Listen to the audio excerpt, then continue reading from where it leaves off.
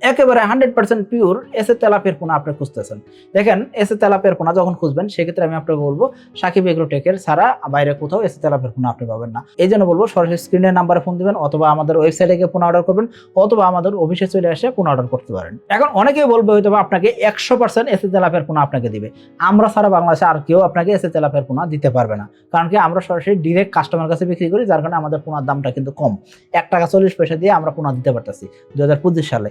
এখন কথা হলো যে এই দামে পোনা দিয়ে আমরা কুলায় উঠতে পারতাম না যদি আমাদের মাঝখানে ডিলার থাকতো। তো ডিলার নাই যেহেতু সেক্ষেত্রে আমি বলবো আপনাকে সরাসরি কোম্পানির সাথে যোগাযোগ করে পোনা নেবেন। আর একটা জিনিস খেয়াল করবেন, আমাদের কাছে 100% মনোসেক্স তেলাপিয়ার পোনা পাবেন না, 97% থেকে 99% মনোসেক্স তেলাপিয়ার পোনা হবে।